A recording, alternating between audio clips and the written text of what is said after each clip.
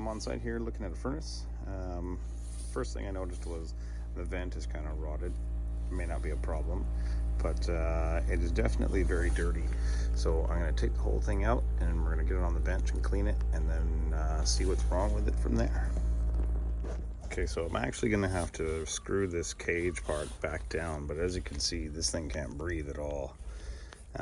Dust bunnies, you know, pets and smoking and all that stuff will cause all this. So I'm gonna have to do what I can to clean it up and put it back in and take the furnace out. There's a ton of dog hair in it.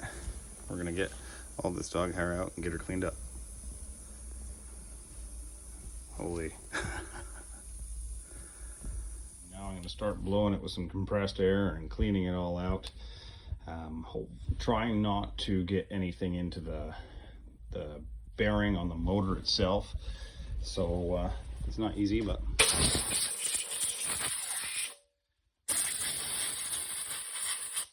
clean all the connections, circuit board connections, all that stuff, get it all clean. So now that I got her all cleaned up, for the most part, I've taken the connection off the circuit board and blown it out, and then on this, it's got a burner head in the top. And so what I do is I disconnect the gas valve from the burner tube, which leads to the orifice right here and leads to the burner head.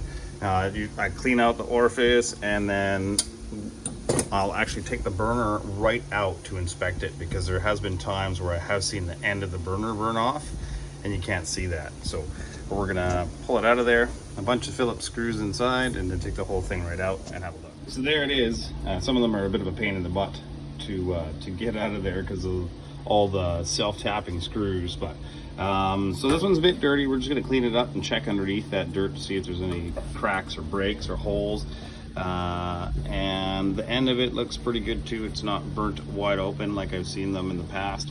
This one is pretty good, I'd say. Clean it up, put it back in. You know, I carry them with me just in case, but this one probably still has a few years of life left in it.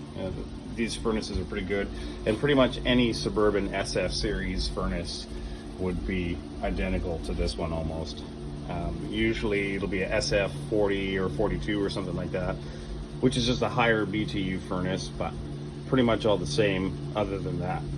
I've taken the whole burner assembly out as I had before, cleaned up the burner area, adjusted the spark igniter. It was actually igniting on the back side of this plate rather than sparking across the burner, and got it all cleaned up and plugged her in some 12-volt power, and away she goes. So put it back in and fire it up and check it one more time. But this one didn't even require any parts other than this gasket right here.